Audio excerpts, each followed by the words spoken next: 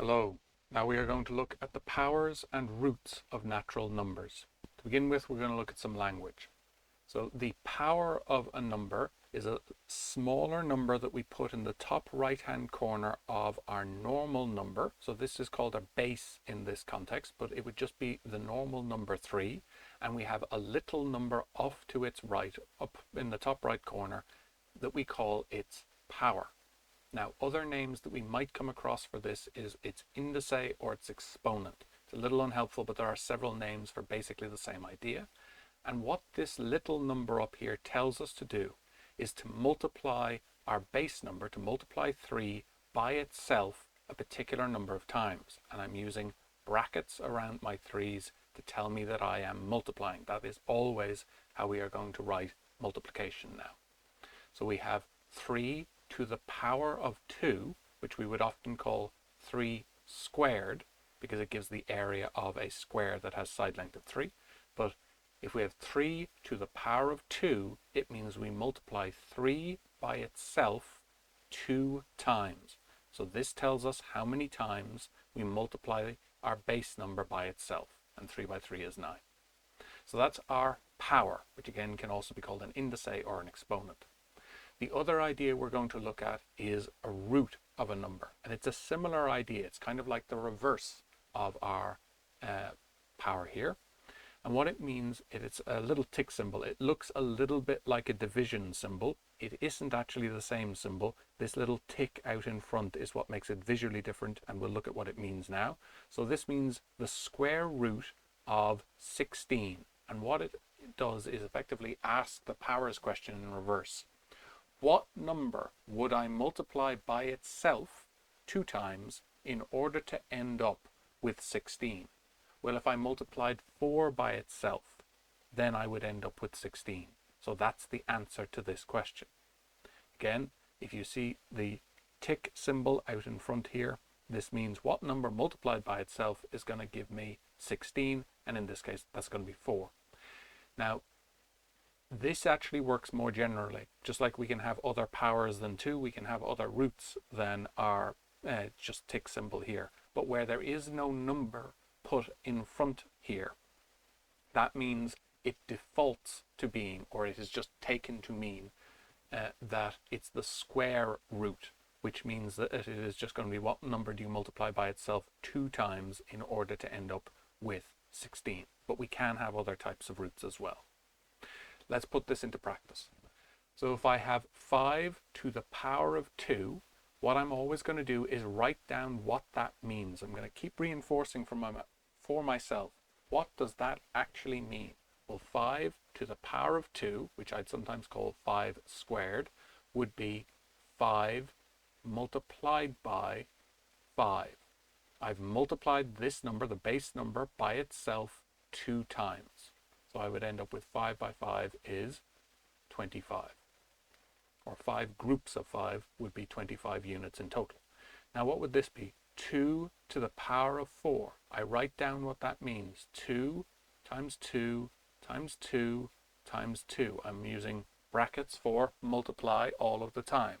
So I have multiplied 2 by itself 4 times. And then I would start to do out that multiply. 2 by 2 is 4. By 2 by 2, they haven't gone anywhere. You can see how I'm keeping track of my sums as I'm going. I multiplied these two 2's together and got 4, and now I'm going to multiply a 4 by 2 is 8, but that last 2 hasn't gone anywhere, so then I multiply 8 by 2 is 16 units in total. So I have either 8 groups of 2 or 2 groups of 8, whichever way I read it. I end up with 16 units in total, and that's how I write out my sums, showing how I'm going from line to line. I'm doing this multiply, then this multiply, then this multiply. And that keeps track of what it is I'm doing and shows the logic of what I'm doing. Now, we can read this the other way as well. These 3's multiplied together, brackets for multiply, is the same as 3 to the power of what? So x is some unknown amount. So I can just count up how many 3's I've multiplied. 1, 2, 3, 4, 5. So I've multiplied 3 by itself 5 times. So I would write that as 3 to the power of 5. So my unknown number, x, was 5. Now what would 5 plus 5 plus 5 be as 5 to the power of x? Well, how many 5s do I have multiplied together? Well, I don't have 5s multiplied together. Now I could try simplify this. 5 plus 5 is going to be 10, plus 5 is going to be 15. So I'd have, adding them together, I'd end up with 15 is equal to 5 to the power of something. Now, this is not actually wrong. There is a number that makes this true, but it's not a whole number, which is the type of numbers we're worrying about at the moment. So for now, we would say we don't know what the answer to that question is. The purpose of pointing this out is to make sure that it's very clear that we have adding numbers together is not the same as multiplying them. So when we're looking at powers of numbers, we are always talking about multiply, and we need to be careful of that.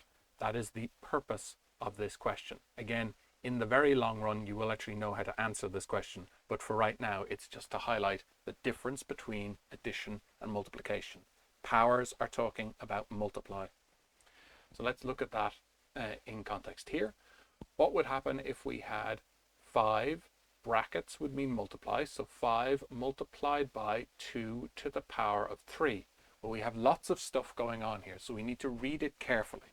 Well, what we might say is, well, I have 5 multiplied by 2 would be 10, and then that would be to the power of 3, and that would be 10 by 10 by 10. But maybe we can see a logical problem here. Have I read what that actually says? And I haven't. So that's wrong. We need to be careful, and we need to think about why that's wrong. What does this sentence say? Because this is a sentence. We need to be able to read our maths like we read any language. So what does this mean? It means 5, and then a bracket would mean multiply. So 5 is multiplied by the stuff in this bracket. So 5 is multiplied by the stuff in that bracket. What's in that bracket? Well, we have 2 to the power of 3. What does that mean? That means we have 2 times 2 times 2. We have 2 multiplied by itself 3 times. That's what that sentence means. And it's important that we take a minute as we're getting used to reading this language and think about what the grammar of the language is, think about what the structure of the language is. So that is how we would read this sum, and then we would say, then we just start multiplying down. We can do it in any order we like. I'm going to start on the left usually, but I do not have to. So I have 5 times 2 is going to give me 10, and then the other 2 2's haven't gone anywhere, so I rewrite them. And 10 by 2 is going to give me 22, and then 2 groups of 20 is going to give me 40.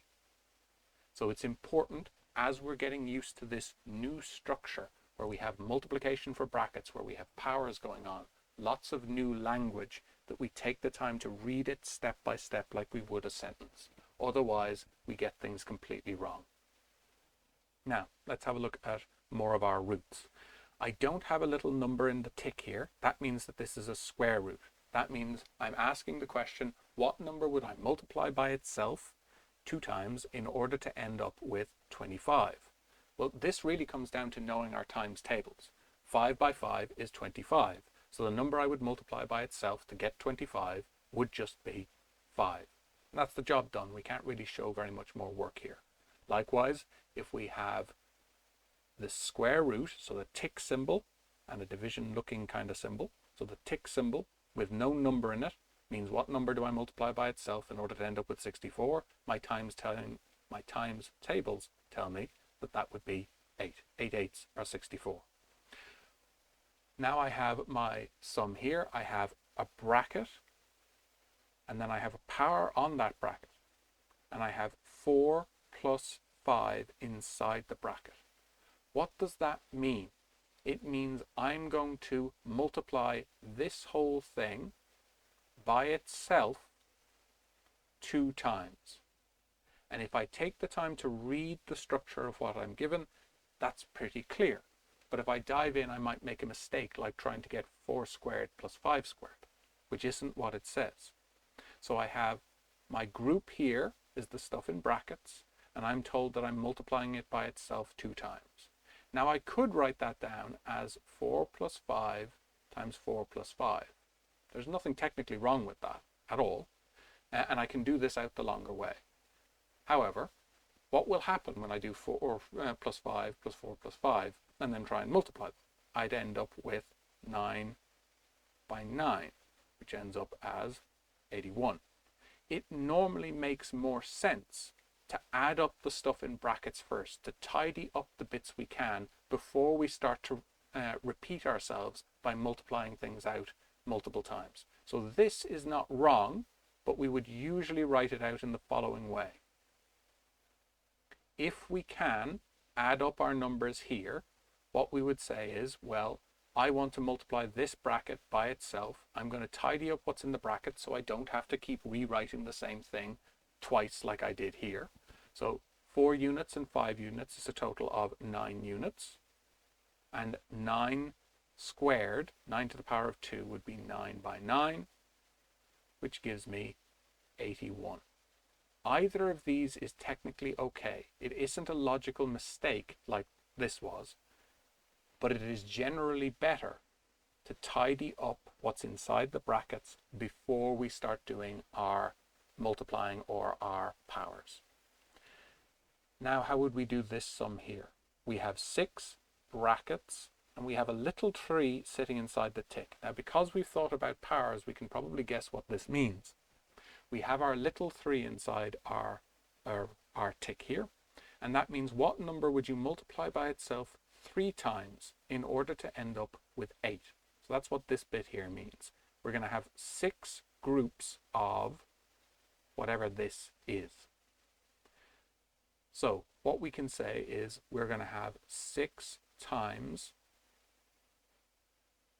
what number would we multiply by itself 3 times in order to end up with 8?